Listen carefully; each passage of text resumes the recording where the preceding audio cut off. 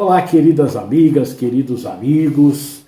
É muita alegria de poder estar aqui com cada um de vocês nos primeiros dias do ano de 2021 para falarmos do Evangelho segundo o Espiritismo.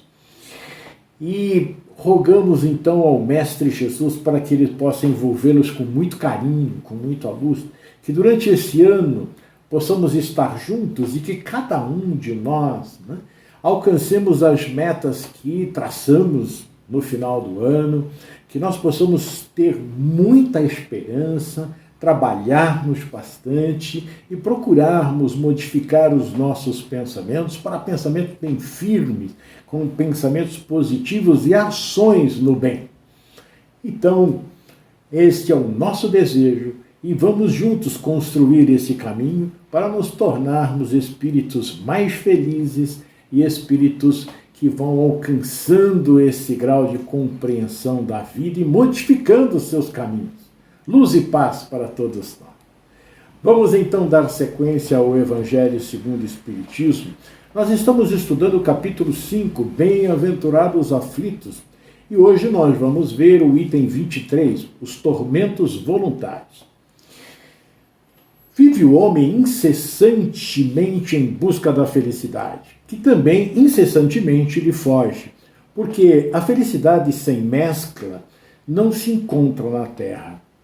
Entretanto, malgrado as vicissitudes que formam o cortejo inevitável da vida terrena, poderia ele pelo menos gozar de relativa felicidade, se não a procurassem nas coisas perecíveis e sujeitas às mesmas vicissitudes, isto é, nos gozos materiais, em vez de as procurar nos gozos da alma, que são um prelimar, um início dos gozos celestes imperecíveis.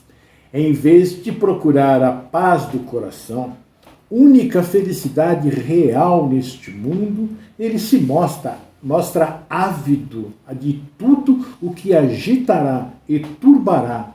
E, coisa singular, o homem, como que de intento, cria para si tormentos que está nas suas mãos evitar. Haverá maiores do que os que derivam da inveja e do ciúme?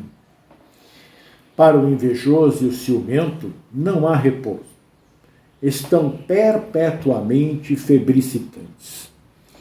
O que não tem e os outros possuem lhe causam insônias. Dão-lhe vertígios êxitos de seus rivais.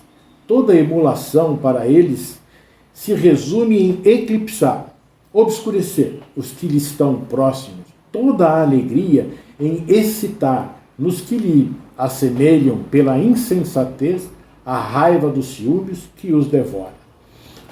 Pobres insensatos, com efeito, que não imaginam sequer que, amanhã talvez, terão de largar todas essas frioleiras, essas coisas pequenas, tolices, cuja cobiça lhes envenena a vida.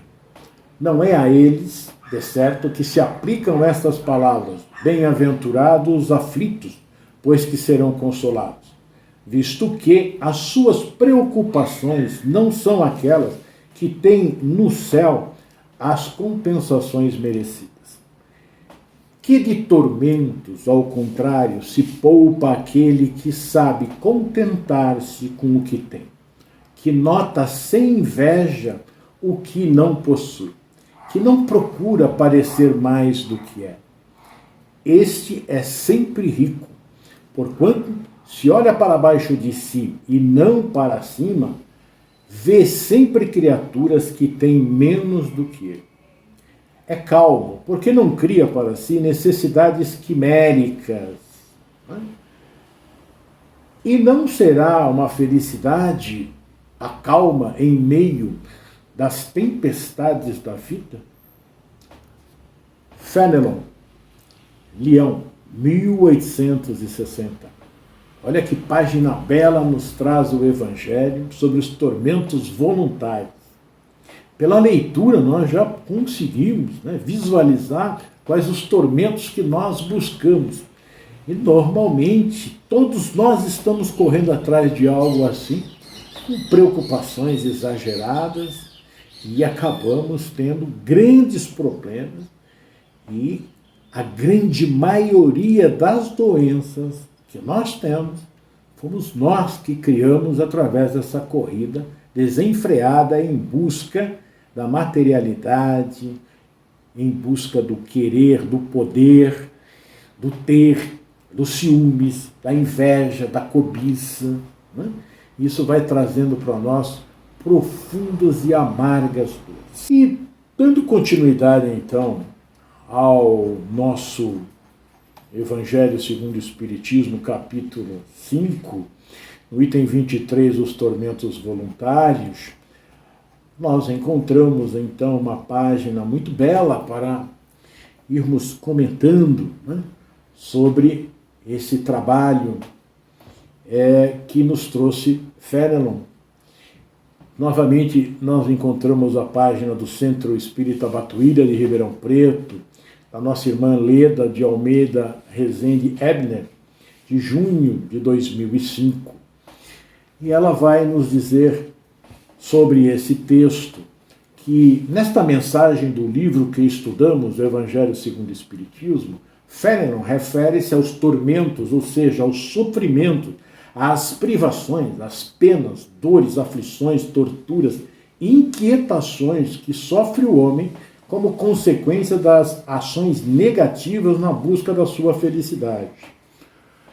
Uma vez mais, vemos a ideia de que na Terra não existe felicidade sem mescla, visto ser o nosso mundo moradia de espíritos rebeldes às leis do bem e do amor. Mundo este onde, com todo o desenvolvimento intelectual já alcançado, a guerra entre povos e até entre irmãos se constitui um recurso para resolver-se discordâncias, desavenças, agressões. Pode o homem terreno gozar de felicidade relativa, que vem da paz do coração, da consciência do dever cumprido, da busca do entendimento das diferenças de ideias, usos e costumes, no respeito aos outros, no exercício das leis e da justiça, sem colocar-se como acusador e juiz dos seus irmãos, auxiliando-nos nas necessidades físicas e morais, ou seja, fazendo ao outro o que desejaria lhe fizessem, como asseverou Jesus. Então, ela nos mostra que realmente a felicidade neste mundo, ela ainda é muito escassa. Né? Podemos gozar sim dessa felicidade relativa como ela nos coloca aqui, quando nós não nos tornarmos mais acusadores nem juízes dos nossos irmãos. Nós termos paciência com eles, nós possamos ter assim bastante serenidade para no trato do relacionamento um com os outros. Assim, fazendo isso, né, seguindo o mandamento que Jesus nos disse, fazer ao próximo aquilo que gostaria que fosse feito conosco, nós vamos ter serenidade, mais tranquilidade. E isso é ser feliz. Não é ter as coisas como nós vimos aqui, né, na lida do texto do Evangelho, e ela está nos colocando aqui. Ela continua. Na busca, porém, dos prazeres materiais que lhe satisfazem o orgulho, a vaidade, a ambição, dando-lhe uma sensação de felicidade momentânea e ilusória, cria o homem sofrimentos e aflições, dos quais não precisaria, se houvesse buscado a felicidade nas coisas que levará consigo após a morte do corpo físico. Vejam que caminho que ela abre para a gente. Então, a nossa felicidade, ela não está nas coisas materiais. Porque isso nós deixamos aqui. Nós podemos ter tudo o que nós pudermos imaginar. Mas não teremos paz no nosso coração. Porque não são as coisas materiais que nos trazem a felicidade, mas sim aquilo que eu posso levar a partir do momento em que eu deixo o meu corpo físico na terra e meu espírito parte para a pátria espiritual. Que é a bondade, que é a misericórdia, que é a paciência, que é a tolerância que eu tenho com os meus irmãos, que é a bondade. É tudo que eu tiver feito ao próximo, é a caridade praticada, ação. É o amor que eu tenha tido para com aqueles que convivem comigo. É o que eu estudo, o que eu aprendo de bom. É a minha alegria em conhecer Jesus, em seguir os seus mandamentos. Isto é o que eu vou levar. Caso contrário, eu vou aqui estar amargurado, lutando desesperadamente, como sempre fazemos para obter coisas para nós. Mas isso não nos dá felicidade. Agora, quando você acolhe um irmão, quando você ouve, quando você consegue fazer com que ele saia daquele lugar de sofrimento e vislumbre a estrada pela qual ele pode seguir e nós possamos até auxiliá-lo nessa caminhada, isso nos traz uma alegria, uma completude muito grande. Nós nos sentimos saciados de amor. Isso é o que vai me fazer feliz, essa vai ser a minha maior riqueza. E ela diz, Fenelon cita como exemplo os tormentos causados pela inveja e o ciúme, lembrando que quem os tem e os alimenta não tem repouso, sofre insônias, procurando meios de ofuscar o outro, de sobrepujá-lo, procurando causar-lhe sofrimento, despertando-lhe também a cólera da inveja e do ciúme.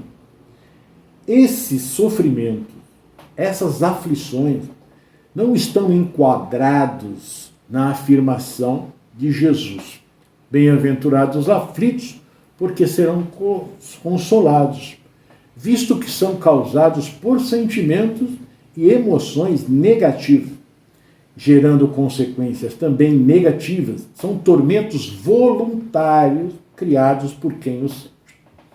Porque nós precisamos entender, felizes os que sofrem, nós já estudamos, né, sobre as causas das aflições, e felizes aqueles que sofrem e compreendem o porquê sofrem, e sofrem bem, ou seja, nós também já estudamos o item bem sofrer e mal sofrer.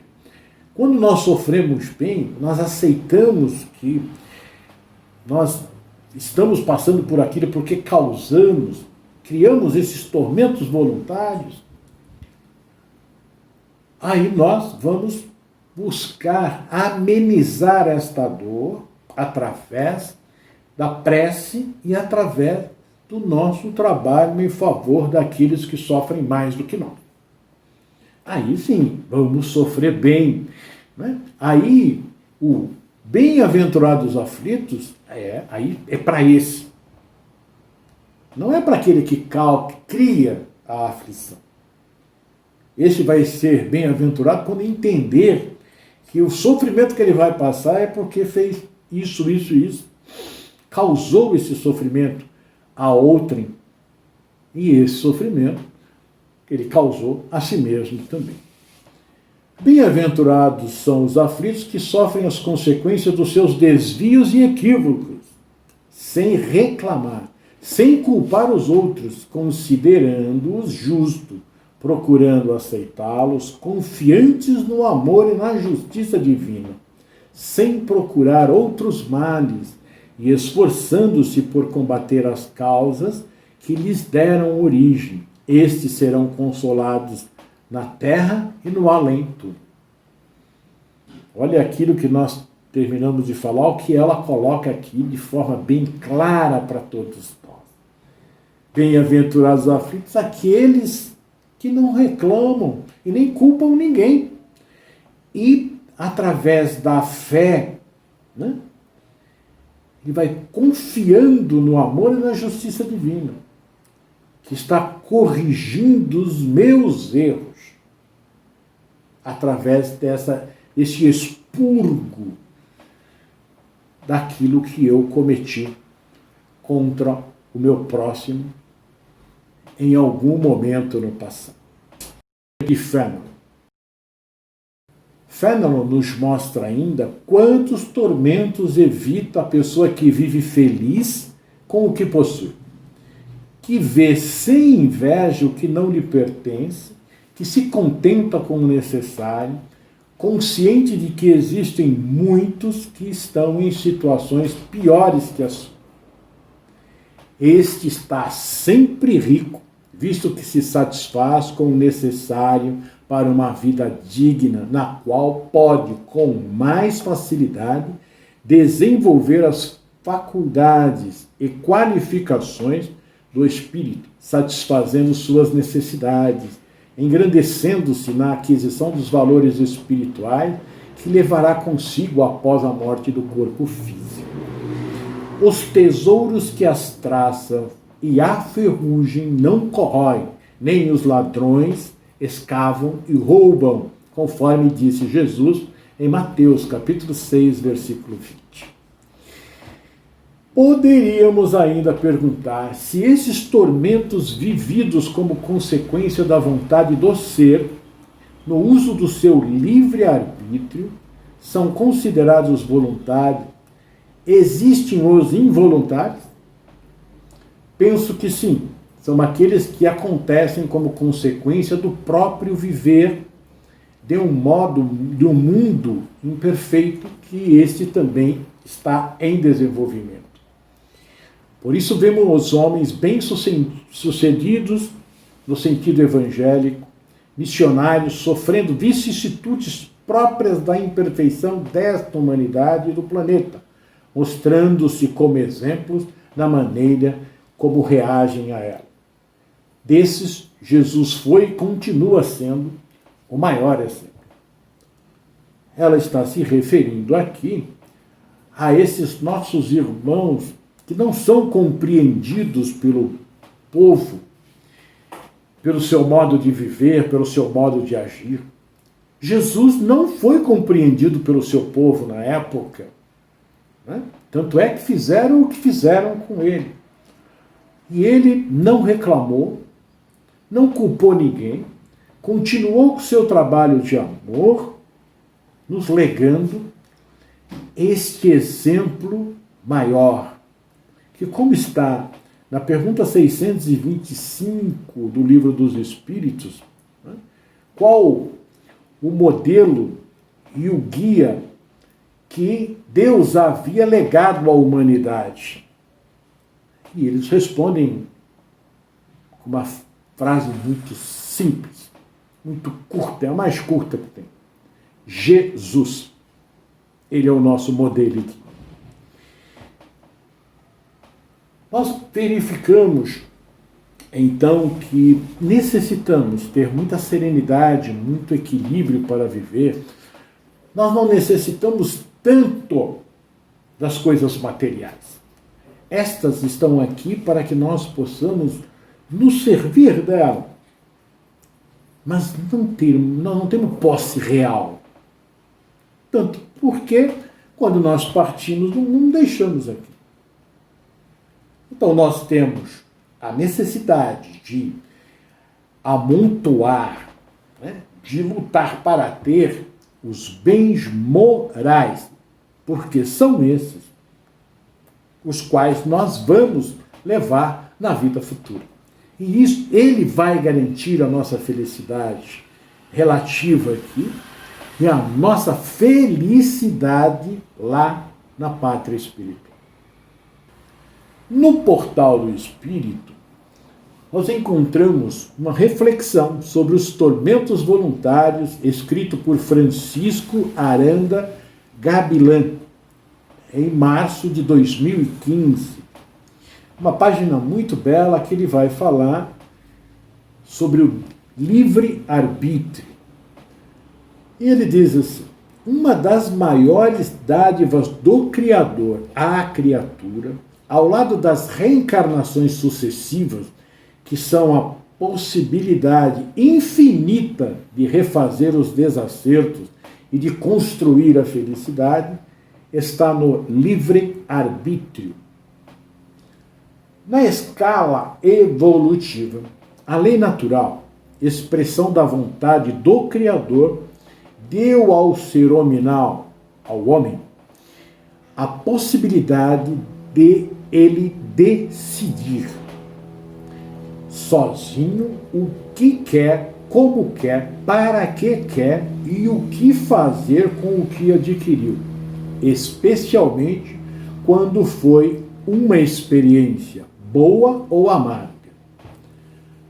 Mas muitas vezes o homem transforma essa dádiva, livre pensar e livre decidir, em uma arma atroz, trazendo-lhe sofrimento.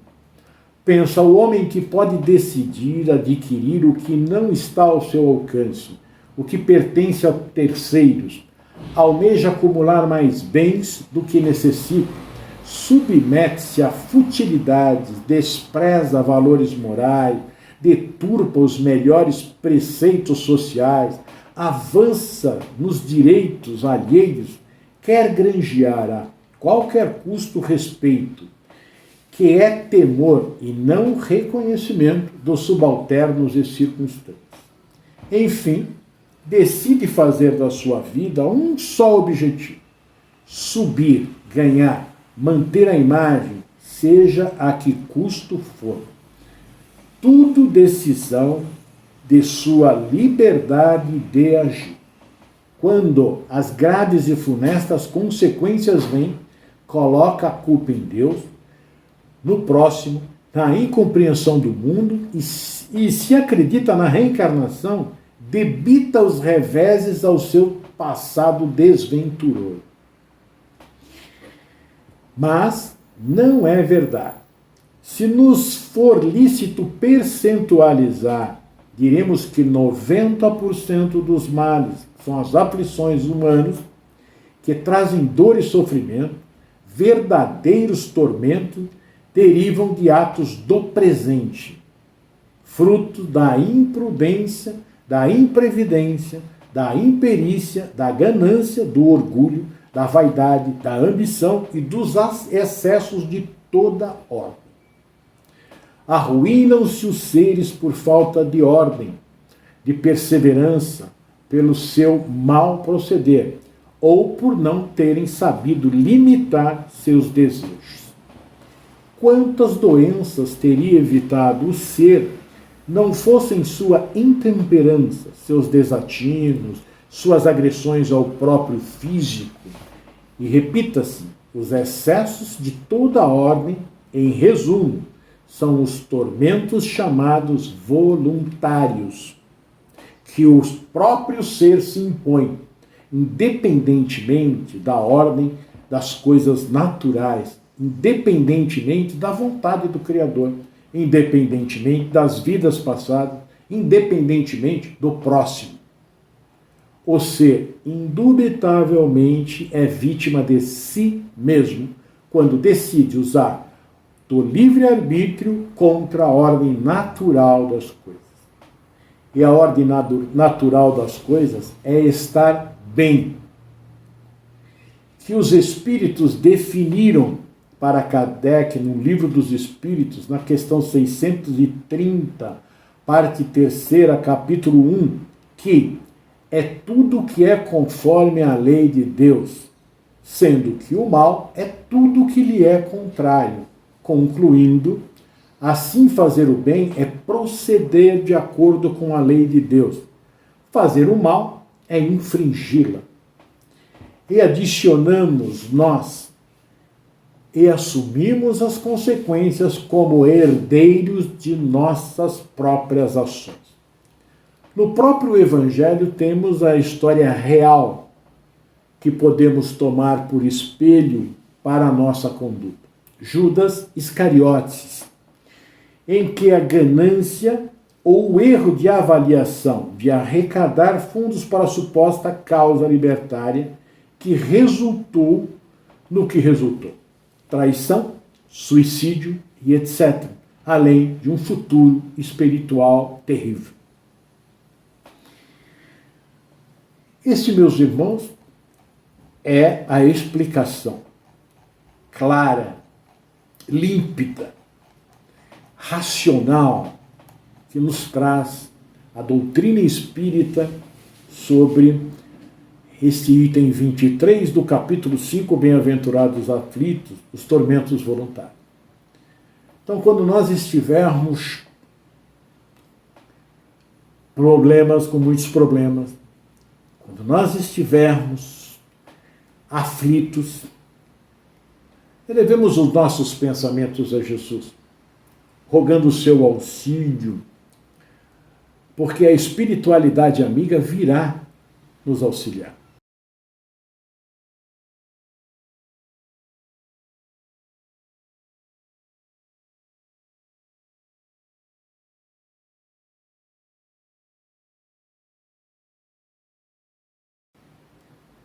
Façamos uma análise das nossas ações séria, sem medo, porque nós estamos aqui para nos corrigir. Nós vamos errar, mas que nós erremos por não termos sabido seguir, não pela cobiça, não pelos ciúmes, não pelo ódio, não pela inveja. Mas, se por acaso nós seguimos esse caminho, lembremos de que Jesus, em seu primeiro ato, foi descer em busca de Judas para o consolar. Não para tirar os seus problemas e livrá-lo dos pecados, mas para dizer-lhe com muito amor: eu estou aqui e seguirei contigo pelos caminhos difíceis que você criou, mas estarei para auxiliá-lo, aliviando a sua dor. Assim está Jesus com cada um de nós. Todos nós cometemos muitos erros, todos nós temos muitas aflições, mas vamos saber que Deus é amor, é misericórdia. Ele colocou a misericórdia acima da justiça. Quando nós percebemos os nossos erros, nos arrependemos daquilo e buscamos uma forma de recompensar, reparar este erro,